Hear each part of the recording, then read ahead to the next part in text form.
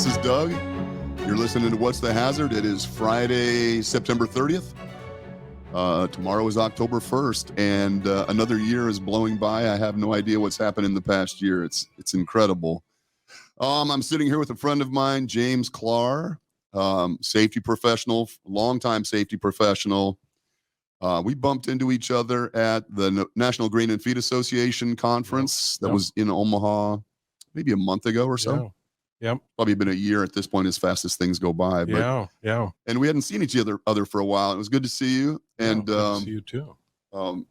You agreed to come on. You asked me what I was talking about. And I said, I'm talking about this new stuff, this human performance stuff. And you're like, stuff's been around for years, dumbass. You know what I mean? But I have just come to it.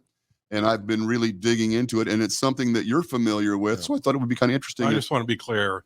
I didn't call you a dumbass. I was thinking you were thinking that. I was thinking that, but I didn't know exactly. I didn't call you that. But yes. But I know that it's been around for a while, but it's kind of, what, I'm taking it in. Yeah, so. We both are. I'm trying to absorb it, digest it, kind of get a handle on it. But just for a little bit of history, we probably met when you were the director of occupational safety and health for the Nebraska Safety Council. Yeah.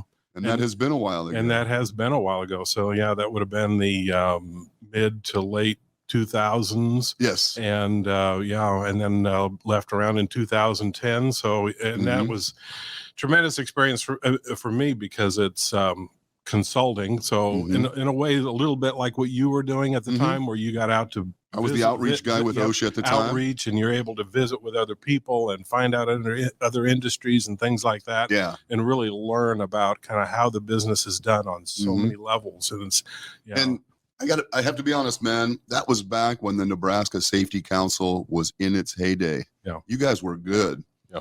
Lori, you, Chris, really John Lewis, a really good team. Yeah. And I'll bet that was fun. It was fun. So, in that role, it was, you're out there beating the doors and drumming up the business and doing quotes, and people are, calling, phones ringing, all the rest. So it's exciting. It was invigorating, but then you really got to do safety as well, because we did so much that was, on demand. Right. It was, an employer would come to us and say, hey, look, this is the deal. This is the problem. And it's unique. And what I don't want is a canned program. Right. I want something for me. So it got us really hot and heavy into developing programs, training programs, written programs that were customized for companies and doing that for them, quick. It was quick business. Yeah. Normally the demand is emergent, when something comes up and they need something, it's not usually like 3 months out. Yeah. In my experience, even as now as a consultant, people usually call you when they need something right away. So it kind of adds an element of an excitement to it. Yeah. There's a lot of urgency, it seems like. But you think of, other things that I've done. I was trained as a teacher. So is that right? my degree is chemistry and biology, secondary education. I didn't know that. So I did this wee little stint in education, kind of got disillusioned. It's just too much. And quite honestly, political environments and that type of thing, you kind of wonder, what's the vision? What's the goal? Yeah. Oh, absolutely. Yeah. And a job opened up at a manufacturing facility as a chemist. And I said, you bet. Let's do it. No kidding. So started as a chemist. You might say that was my first, what I feel like anyway, real job away from that. And I only did teaching for whatever that was, a year and a half or something like that period of time. So, but yeah. And of course, what do they tell many times the new people? We got this gig for you as well. See, it doesn't take much time. See, it doesn't take much time, and it's safety. Safety and environmental, but don't worry about it taking a lot of time, because it won't take much time. Right. Okay, just a collateral duty. Okay, what kind of written programs do we have? Well, we don't have much, see. And I don't know if you remember 1989, 90, 91, we started learning about things like lockout, tagout. That was the very beginning. We started learning about confined space. That was the very beginning. Right. you know. And then all of a sudden we started learning about process safety and PSM, and that was in 93. And the new forklift standard came out then shortly after that. And before you knew it, we were regulation up to our eyeballs. Heavy. Yep. And all kind of stuff. So that was the beginning years for me in safety. Wow. Yeah. And, you know, as a collateral duty that didn't take up much time. That didn't take up much time. Right. So, yeah. And yeah, those were the days. I feel for those people. I still encounter those people. You probably do too. It's just, you know, I'm an operations person, or I'm a chemist, or I'm a quality person, or whatever, but I have this safety thing that I'm supposed to do. Yeah. But in between that time, I've also done operations manager work, where it's basically being an operations manager or a production manager. You know, you look at my career, and I've done safety about as much time as I've done operations and production. Interesting. So when you employees and what do they need to know, and the, you know, the details about that, the messy details, you know, those are the things that's kind of all in my background as well as education and educational psychology and how do people learn, you know? So, you know, I just think that, you know, that's actually a really good combination of skills. Yeah. You kind of think of, well, what brings me here to today and what makes me still be, you know, what I am now, a corporate safety manager. It's all of that background rolled into one, and now all of a sudden, you know, you're in the place of you know, building capability and people that I used to be, you know. So yes, anyway. But that is really, actually, that's a fascinating combination. I think about, you know, what my skill set is and my limitations, what I wish I would have experienced, because I've never actually worked. I went right from, you know, school into essentially a consulting job with the Department of Defense. I was an industrial hygienist.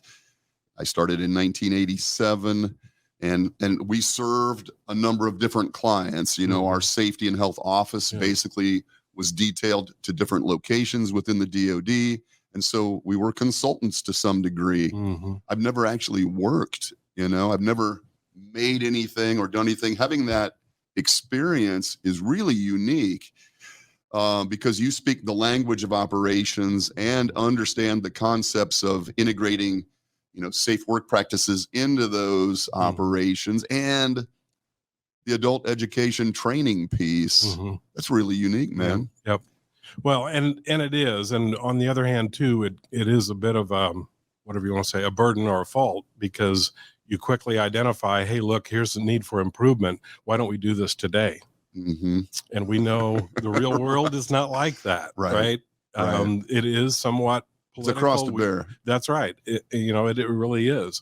So you need to work with the systems that you have. That means the operations teams. That means the management teams. That means the C-level folks then as well. You know, and if you're not doing that, then quite honestly, you're not going to last there long. And that's what we find sometimes in safety professionals, is that they end up jumping. They end up moving because, you know what, they're trying to push water uphill, and it will not happen. Right. You know? Yeah, it never does. That's interesting. That is really fascinating, man. Yeah, I've got to process that a little bit, because, you know, having those perspectives, all three of those perspectives, I'm sure it helps you understand why an operations person might struggle with some of the perceived burdens of safety and vice versa. As a safety person, you know that what operations mindset is, and that would be a blessing and a curse both, I would think. That's right. I think, you know, maybe tell you just a quick story. I'll tell you the beginning of the story, and maybe save the ending for later or as we go. Yeah. So I was with a manufacturing company. We made pumps. Part of the pump was a hex shaft. So that hex shaft, what was it, 7/16 hex shaft, had to be cut and then machined and some grooves put in it. Basically a bearing end had to be machined on the end, and you had a bar mill. So this was a turret lathe. So there are folks that might be listening, they go, okay, I got an idea of what a turret lathe is. You feed bars into one end, and then there's an operator. This is basically an old time machine, and he's cutting off bars that are various lengths and so on and so forth. What happened then was that this person was holding one of the bars, and he had a gloved hand. It grabbed his gloved hand and brought his middle finger all the way back around to his wrist, and he dislocated his finger. Okay. Nasty injury, crackerjack machinist. You just think, oh, this is great. So my superior, which was basically high up level in the company, an officer of the company, basically said, James, you heard what happened to him? And I said, yeah, I heard him. I talked to Brian as well, at home. And he says, we're going to have to let Brian go. I said, why are we going to have to let Brian go? I said, he just got hurt, Right. He says, well, he broke one of the cardinal rules that we have. And you know that. And the cardinal rule being don't get hurt. He was wearing gloves while he was operating that machine. And he should never wear gloves as a machinist. You never wear gloves as a machinist, the cardinal rule. And I think most folks can relate. I'll stop with the story then at that point and say, most folks know that level of what we call compliance-driven safety. Here are the rules. You break the rules. You bear the consequences. Maybe that's a write-up or a reprimand or written warning. Maybe it's something worse, and then we jump through all the steps because it's so bad, you see, right? Has any safety manager ever had to deal with that type of situation? I am absolutely in your corner. Yes. Right? Absolutely in your corner. No doubt. And we told you the rule, and you broke the rule. And you broke the rule. So there's going to be a punishment for that. Yeah. Man, wow, this is such an interesting segue into what I really wanted to talk about because, having been doing this for 35 years, for 34 and a half years, I have been what is referred to by these gentlemen, the guys that write these books we're going to talk about, as a safety one person, compliance, control, regulation. The employee is the issue here. If things are going smoothly, it's because the employee is following the rules that we have set for them. When things go wrong, it's because the employee chose apparently to deviate from what I told him to do. Don't put your head in there. I've told you over and over, don't put your head in there. And yet you still put your head in there. That's right. Yeah. And for 34 and a half years, I have struggled with that. I mean, I worked for OSHA for nearly 20 years, and I just always had this philosophical conflict. I couldn't articulate it. I couldn't tell you what was really troubling me, but it just didn't seem so cut and dried that it was either the employer's fault or the employee's fault. And we set things up so that the employer wants to blame the employee, of course, and the employee's blaming the employer, of course, and it was really conflicted for me. So about 6 months ago, I watch a lot of YouTube. I find some really interesting stuff on YouTube, and I must have typed in safety by mistake on the search engine because all of a sudden the algorithm started populating a bunch of safety videos for me, and I get these guys like Todd Conklin, Sidney Decker, Eric Holnagel, all these guys. And I started listening to some of their videos, and I was just like, well, this is what I've been thinking. I've been experiencing these human factors things, And so when I was down in Lincoln, or I guess it was downtown Omaha for that conference, and you and I talked, and I said, I'm going to talk about this brand new revelation called human factors. And you're like, oh, geez, man. And so you started like throwing some of the stuff out. I was like, how do you know this stuff? Well, apparently you got onto this long before I did, but I find it really interesting. I was at a conference yesterday where this stuff came up again, and it's not new, but it's new to me. And so now I'm just trying to figure out how all this fits together. So I'm going to read the 5 human performance, these factors. And that's good because I don't have them memorized. No. And I didn't want you to have them memorized. So, but I would like to talk about some of these things. So this is from Todd Conklin's book, 5 Principles of Human Performance. If you haven't read this book, I would encourage you to read it. It's very thought-provoking, if nothing else. And so Sidney Decker lays out the 4 principles of safety differently. They have named this new philosophy as safety differently, or safety 2. Sometimes you'll hear it referred to. Yeah. Or the new view of safety. Yes, new view. Exactly. So I'm going to throw these out and let's just talk about them a little bit. Absolutely. And then you can tell me what you've seen. And, I love these. Error is normal. Yeah. Even the best people make mistakes. Number 2 is blame fixes nothing. This is a huge one, and you just touched on it. That's right. Learning and improving are vital. Learning is deliberate. Number 4, context influences behavior. I love that one. And then number 5, how you respond to failure matters. How leaders act and respond counts. Let's start with this error is normal. Yeah. Let's just. And what exactly is error? Right. Yes. What is error? So I'll give you another quick incident. Okay. So we've got a machine that's got product and steam and hot water.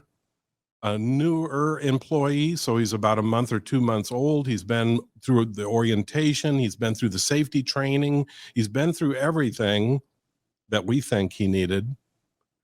But there was a problem with the machine, and it was putting out product, and it was leaking out of the conveyor. And so what does he do? There's a little hatch right there. It has some small words on this little hatch, and he decides to unlatch it and open it and have his face right near it. And he's burned on the side of his face. Just a light burn for the most part. So in that investigation, okay, people said he made a mistake. He made an error. The question is, did he intend to open that hatch? Did he intend to open it? He absolutely intended to open it. It wasn't a mistake. He intended to it. He did it intentionally. But why did he do it intentionally? So it's got to do with, yes, error. How do we define error? What is error exactly? You know, and then whether or not we have some sort of way to make sure that when that error takes place, you know, is there some sort of capacity that's built so that that system can recover? Exactly. Some sort of resilience. Yes. But the whole issue of error, and that's really when it comes down to, when I look at myself, when I look at other folks, and you go, well, how many errors do I make? You know, have I ever cut somebody off on the road or on the highway and went, oh my God, sorry, you know, you know, you try to avoid making hand signals out the window, right? Exactly. As much as you can. Or looking at the other guy going, you know, this is not good.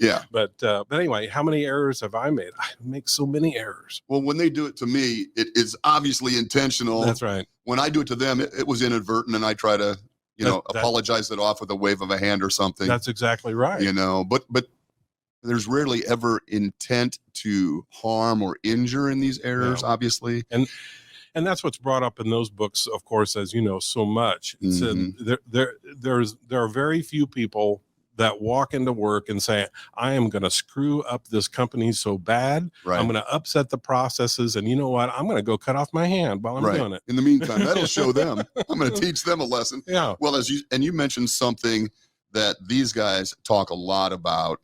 You know, safety is not the absence of something bad, an injury or an incident. Safety is the presence of capacity, what you referred to as capacity, this ability to tolerate these slight or major deviations from the expected behavior. Just exactly. And so just this morning, as we were trying to get the coffee machine to work. We're trying to get that. It's a little too sophisticated, but they have a coffee machine here at the studio, and we were getting coffee and chatting, and we got a cup for you, and you were enjoying this delicious warm cup of coffee. And I put my little pot in there, and I pressed go, and we continued to talk. And I looked down, I'm like, oh shit, I didn't put a cup in there. And the machine said, cup not detected. That's right. And it didn't start. Normally, it would spew coffee all over my feet or all over the table. But they built capacity into it to recognize the likelihood of a human error, which is going to happen. And it tolerated that and protected me, which is a simple example, but it's definitely what they're doing. So basically what we have is, and I know Sidney Dekker talks about this too. Sometimes he talks about layers of protection being good, and Sidney Dekker talks about layers of protection that are not necessarily good, and they need to be independent layers of protection. And many times too, in safety, maybe not 101 or 201, maybe it's 301 or so, we start getting into the different types of layers of protection, right? And then we talk about preventative layers and mitigative layers. So in that same coffee machine, you've got a preventative layer of protection. That is, the cup has to be in place before, because we don't want it to overflow. But then also we have a basin underneath. That's the secondary containment. The mitigation. Yeah. And so that then would be that secondary layer of protection to make sure that it's not going to go all over the floor or hurt somebody in the process. So, but of course, in Sidney Dekker, he also talks about that they also need to be independent layers of protection. So anyway, great stuff. And so talk about that a little bit. So when those of us that are safety one folks have all been introduced to the hierarchy of control. And when we're talking about building in capacity and you're talking about independent layers of capacity, are we referring to maybe there might be an engineering control as well as some type of a work practice control as well as PPE or something like that? Yeah. So for example, Sidney Dekker talks about an error that nurses make with medication. And they found that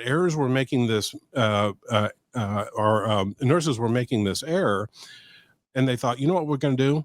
We're going to add another nurse. We're going to add another nurse so that when one person delivers the medication, the other one's right beside, and that will double our protection. And they found out it actually got worse because the nurses know each other, and there's a human interaction in between, and those are not independent layers of protection. We find the same thing when we, I don't know, maybe make an error checking fire extinguisher inspections and one doesn't get checked, right? So what was that? Was that an error? Did he intentionally make a mistake? Did he skip? Did he not follow the process? We know that checklists are riddled with error. Absolutely. They always are. Yes. So they are not 100%. Sorry, folks. Sorry to tell you this. Sorry. Is that when forklift inspection sheet may not be accurate? It may not be accurate. Yeah, just exactly. He may have overlooked something, and he may have, yes, I'm sorry, ticked the box. And having one more person there exactly the same time doing exactly the same thing does not double the layers of protection. That's really a great analogy or example.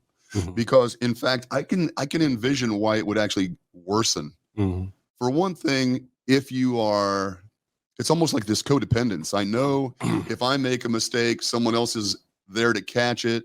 And so maybe I'm not quite as... Sidney Dekker threw out the term for it, and I can't remember. It was a human redundancy factor or something like that. I can't remember exactly what it was. He gave a term for it, but nonetheless, we know that too from a process safety world. It's exactly the same thing. We can't add another human being and take that as a layer of protection in a PHA, for example.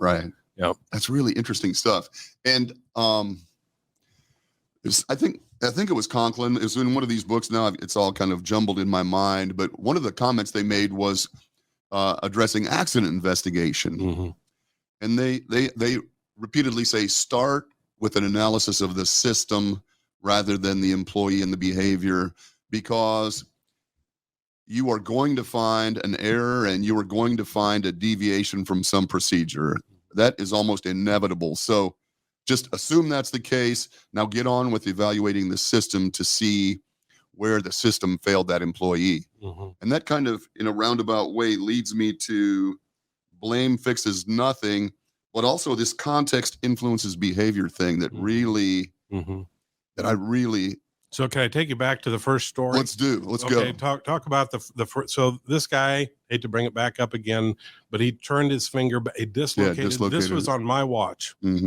I was the safety guy. Sure. Okay.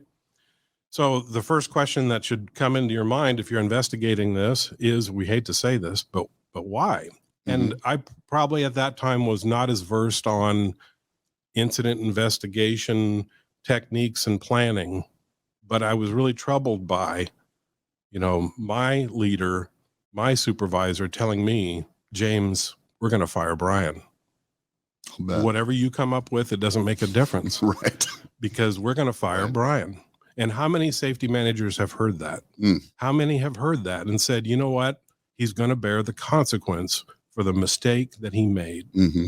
So, but context drives everything. And I was determined to, you know what? I got to find out what Brian was wearing gloves. And really, if you think of it in a cause map, I don't know if anyone's done cause mapping before, but cause map or root cause, you found out that in that incident, two things had to happen at the same time. One, he had to have gloves and he had to touch the part. So we have to, that's another cause. And why did he touch the part? So I went to ask questions, first talked to Brian. Brian, why are you wearing gloves? Well, he's a machinist. And one thing we know about machinist and coolant on machines is that folks will develop what we call like a contact dermatitis. Definitely. And he showed me his hand and he had little bumps, little red and a little flaky or whatever. And it was a contact dermatitis. I said, Brian, did you ever talk to anyone about it? He says, you know, I did. I've talked to my supervisor a number of different times and said, hey, look, I've got that. He says, you know, toughen up. I said, do you think he knew that you were wearing gloves? He said, oh yeah, he knows. I said, I got to ask the other question. Why is it then that you were holding the part? You didn't have to hold the part. It's just supposed to cut it off clean and then it drops. You know, you don't hang on to a turning part. Right. And you were doing that and the gloves. He says, I had to hang on to the part because those shafts start flopping around in the machine. And we have a specification tolerance for straightness on those pump shafts. If they're crooked, they have to all be straightened. And then they come back to me saying, I did it all wrong. I said, but couldn't we make a piece of tooling to actually hold that shaft? He said, yeah, I put in the work order for the tooling. I said, you did? Who did you deal with on that tooling? He gave me the name of the person. I said, so he knows that you were holding the parts. He says, yeah, he knows. Wow. That's context. Wow. Absolutely. That's exactly what that refers to. That's context. So the context is, why do people do what they do? And what Sidney Decker says, of course, and what Conklin says, it all makes sense in the moment because they did what they had to do to be able to put out the part, the machine, the chemical, the product that you as a company wanted to produce. The vast majority of our employees are trying to do their job well, I believe. You know, they want to, whenever I engage with employees, you can detect a sense of pride in the work. Almost always. You know, and if someone expresses interest in that, they really get excited and they start, you know, telling you all about it. And that's the goal. That's where you really learn how the work is done rather than how the work is imagined, you know, that concept. And it's all about that context. So back to the guy that got the steam burn across his face. He says, you know, I screwed up. I said, well, tell me what happened. He says, I just screwed up. I said, I understand that. Please don't say that again. I said, tell me what you expected to find in the machine. He said, well, I expected to find out why this product was leaking out the other end of the conveyor and why. And I thought I could fix it. I thought I could fix the issue. And I said, did they ever talk with you before about what's in the machine exactly? And that there is product and hot water and steam and that it's even slightly pressurized. Did they ever talk about that? He said, well, maybe they did, but he said, it didn't ring true for me at the moment. He said, I just screwed up. I did the wrong thing. I said, look, don't say that again. You know? So again, it's about, yes, did he make an error? He made a mistake on that day that most people would not have made, but he did something intentionally that given the context, another person will do again. Yeah, it made sense. Absolutely. Another person will do again. It made sense at the time. So to me, that's what context is. And that's how we need to find out what that context is. It's important because it leads to many times another system, to your point earlier, that may need addressing. It's fascinating stuff. Yeah. And those are really excellent examples. Thanks for sharing those. That leads me to something else that I've got a quote somewhere. Oh no, more books. Yeah, more books, That- man. I am I'm Lord a have mess of, mercy. so this is my presentation from yesterday that I changed on the drive over. You know how my brain works, man. So It's you were just- presenting at this. I gave a presentation. a yesterday. rock star. I am a rock star, man. And actually, I get the after lunch slot always. So they want me to try to at least entertain or keep people awake, or Yeah. if they need to take a nap, I'm not offended by that. And they feed them sandwiches, and it's a carb. It was a carb heavy lunch, and then they put me up there, and they're all. Since I have no feelings, I'm not offended by that. So that's usually why I get that slot. Sorry. Oh, you're absolutely right. But here's one of the things that I put in my presentation information that I thought was also fascinating. This might be from Sydney or from Todd. Planners, managers, and designers make two enormous assumptions. Mm-hmm. Number one, every day is the same. The process variability will be identified and driven out of the work before the workers start their tasks. So every day is the same. We don't leak, we don't wobble, we don't shimmy, none of that happens. That's right. Workers perform consistently and perfectly every time the work is done. The mistaken belief is that the worker will exhibit machine reliability. Mm-hmm. And that's work is imagined, right? This concept of work is imagined by the people in the front office versus work is done by the people out on the floor who are going to find a way. They are going to find a way to get the work done. Yeah. And that disconnect is really, that gap is what we're trying to fill. That's you right. know? Yeah. So as a consultant, I find it's really interesting. When someone retains me to go out to their plant and look around, whatever, I spend a lot of time talking to the employees. I'll engage the operators. I'll get them together. We'll start talking about this. How can we do this better? If I see something that, okay, maybe there's an issue here. Let's talk about it. Why do we do it this way, et cetera? What you've just described. And the employees are usually, if they don't feel threatened or defensive, they're usually really good about talking about, well, we tried to do it this way, but they won't let us or whatever. Or we thought this might be better, or I do it because of this. And I can hear the clients going, am I paying this asshole just to talk to my people? Why isn't he doing safety stuff? Get out there and find some, missing outlet covers or something like you're supposed to do. And I'm like, this is the gold right here. Yep. The answers are right here. And that's something that Decker says, workers aren't the problem. Workers are the problem solvers. Yep. And that's kind of been this conundrum as well. Yeah. And not everybody really embraces that concept either. It's fix the employee. That's right. Fix the employee. I find that So Decker makes an interesting comment. He says, well, people come to me all the time and say, well, how do I get people interested in safety? He says, really, you're asking the wrong question. He says, it's not how do we get employees interested in safety? How do we get safety people interested in employees? Wow. And in the operations. We have to know, as Decker says, the dirty business of operations.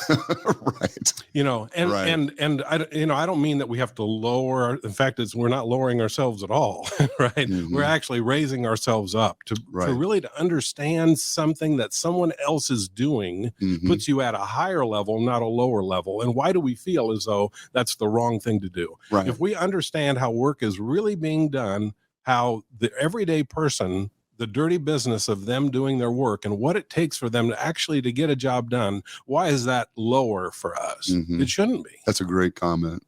It shouldn't be.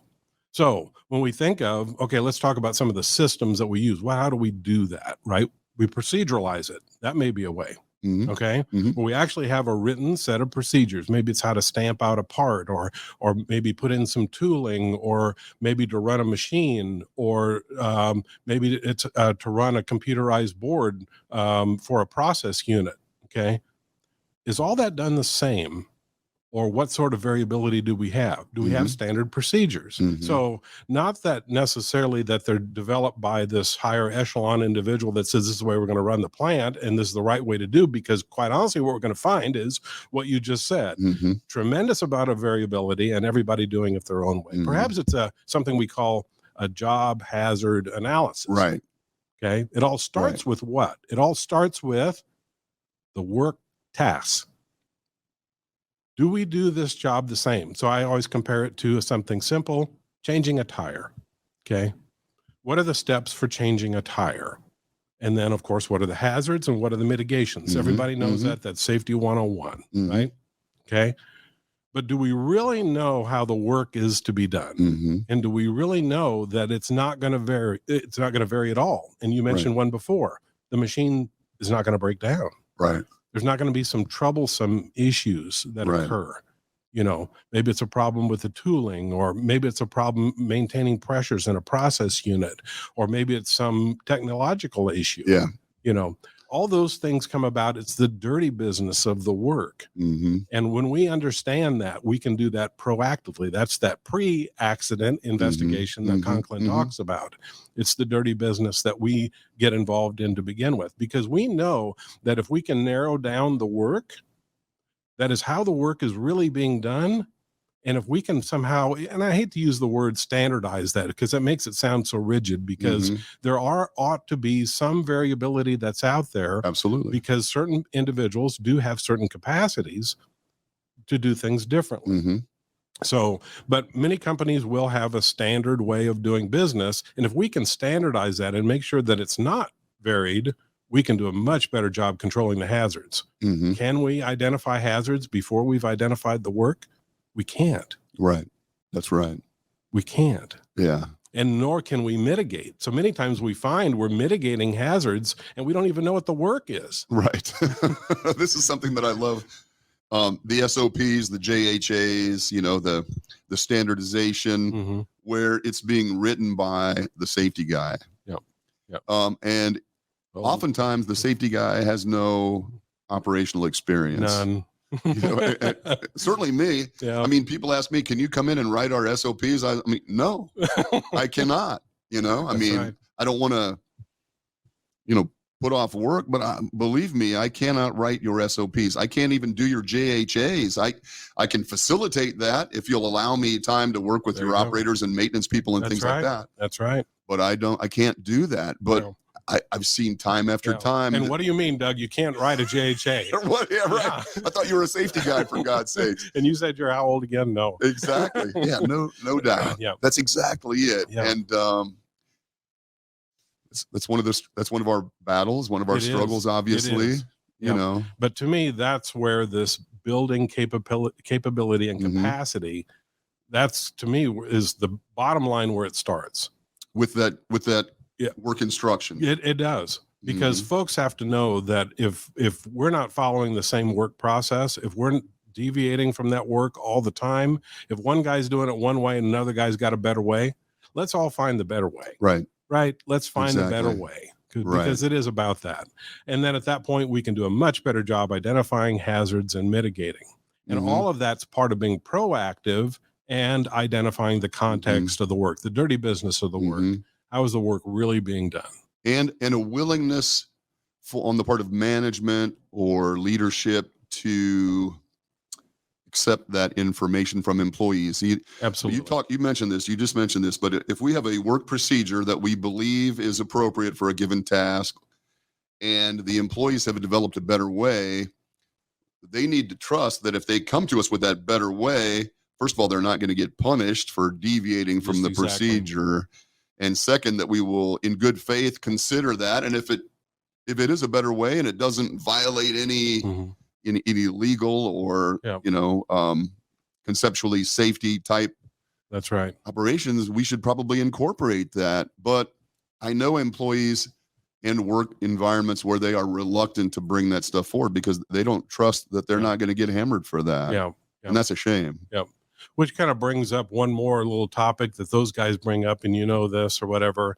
It's this thing that we call stop work authority. And what does Conklin say about stop work authority? Well, he is a proponent of start work. That concept that being able to identify the antecedents of a failure is really difficult, other than those situations where we have an imminent danger type thing. That's right. Where we can say, hey, wow, get off the top of the ladder or whatever that might be. But it's really hard to anticipate an impending failure. That's right.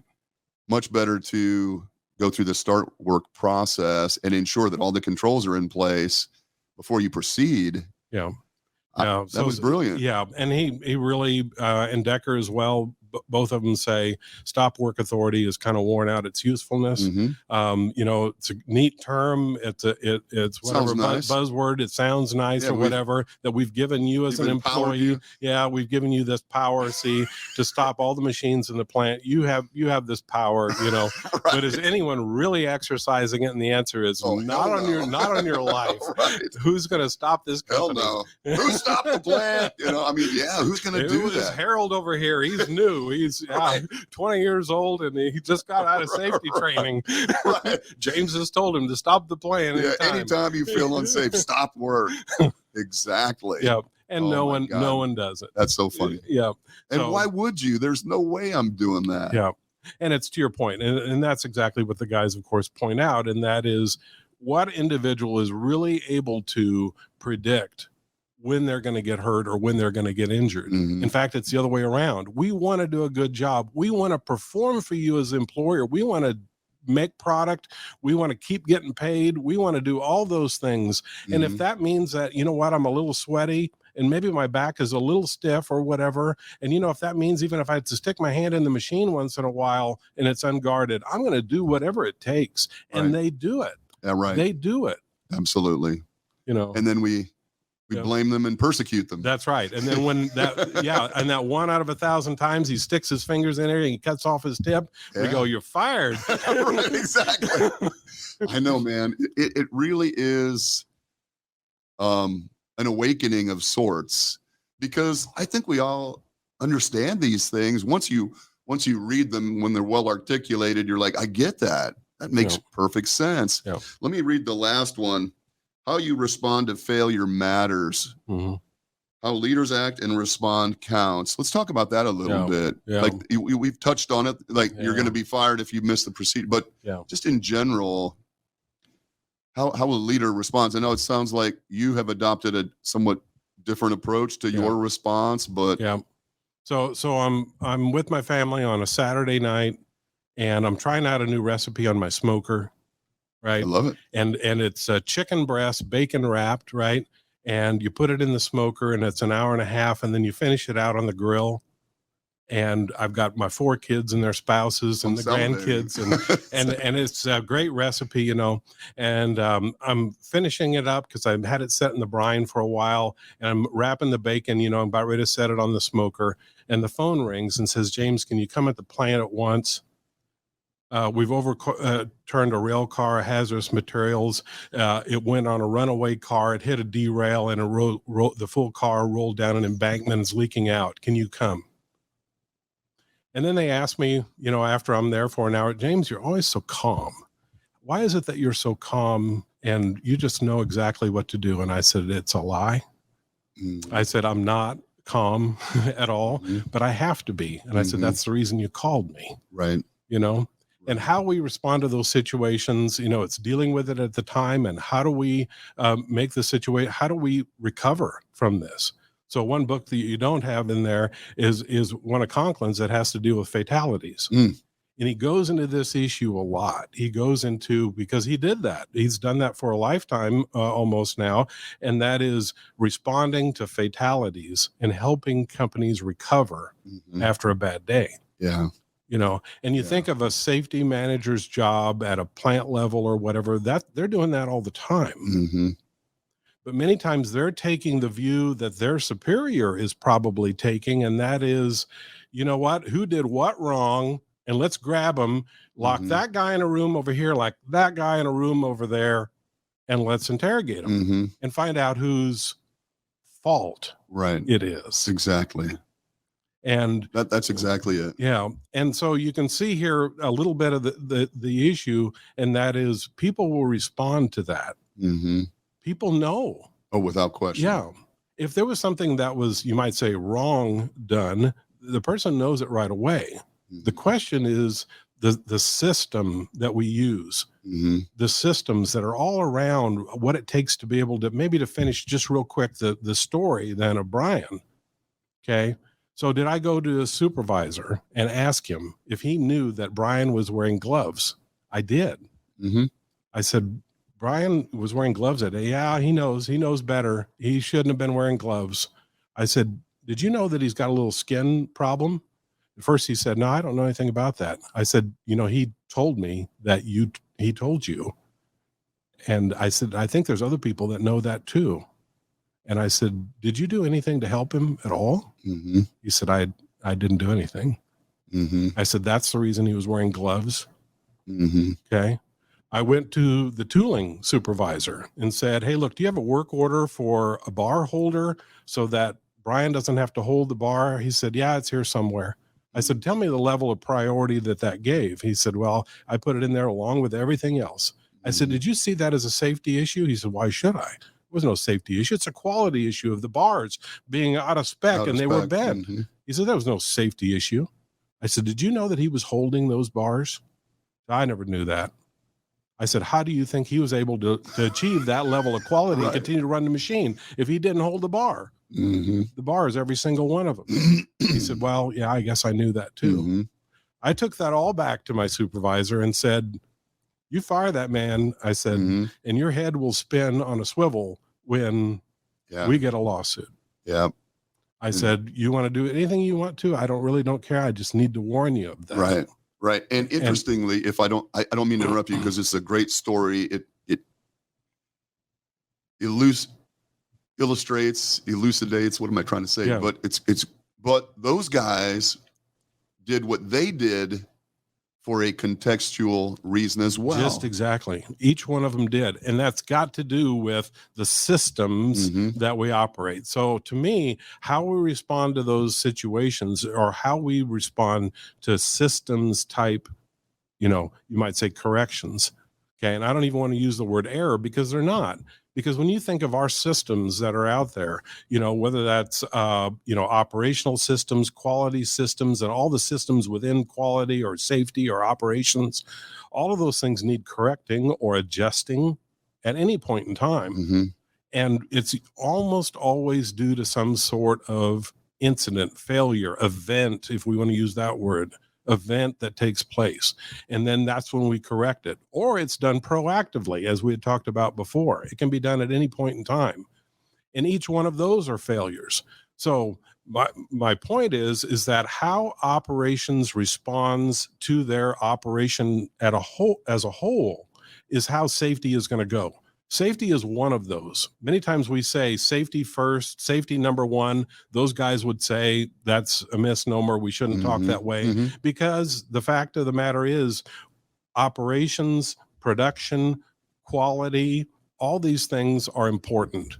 And they're inseparable, really. They really are absolutely inseparable because they're headed by the same group of people, and that's our management team, that's our operations and so forth. And how we respond to a quality error, product is shipped wrong to a particular customer or maybe off spec that we have to rework, right?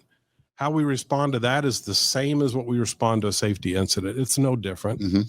We can't say, okay, how do we improve safety and not improve quality or productivity or any other part of the operations of the plant, right? Or the facility or the operation. It's all done in the same context. So, and it's how we respond to that failure or that opportunity, if you want to use that word, or event, if we want to use that word. We lost a big client, well, we lost it. It's gone. It's a lost opportunity. Well, what caused it?